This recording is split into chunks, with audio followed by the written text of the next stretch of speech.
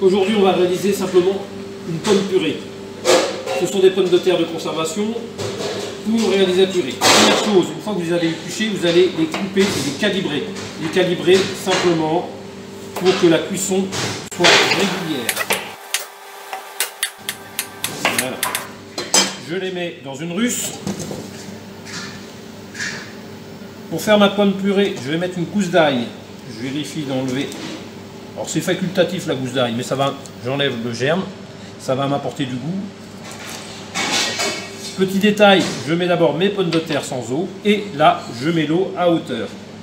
Ne mettez jamais l'eau dans la russe avant, ça risque de... Maintenant, je récapitule.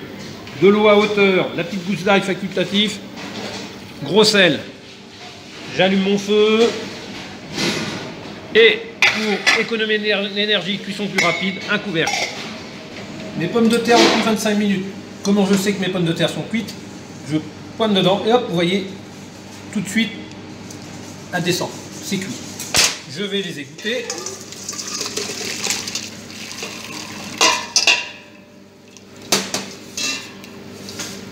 Voilà. Mon presse-purée, zoome bien. Alors, une chose qu'il faut savoir, c'est que la grille doit être mise toujours côté haut, comme ça. Voilà, il faut qu'on voit que ça soit comme une montagne de ce côté-là. Après, vous prenez cet ustensile et vous bloquez ici. Voilà. Et là, la pomme de terre va pouvoir passer. Ça, moi j'aime bien travailler avec un petit bahut, ça me le bloque. Je vais mettre maintenant mes pommes de terre et je laisse l'ail. Et je vais passer au presse-purée. Vous voyez, hop, un petit coup en arrière.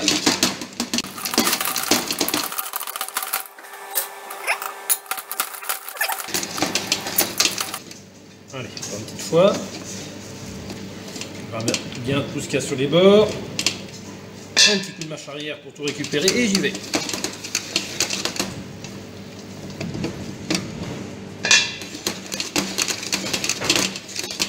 Voilà.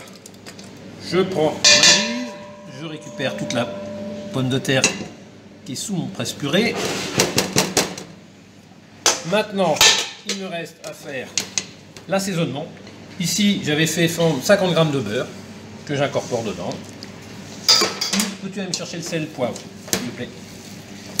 J'incorpore le beurre dans la pomme de terre, légèrement. Je vais mettre 2 pincées de sel, 1, 2, un peu de poivre. Alors, si vous avez de la noix de muscade, souvent on met de la noix de muscade. Et je vais vérifier si c'est bon.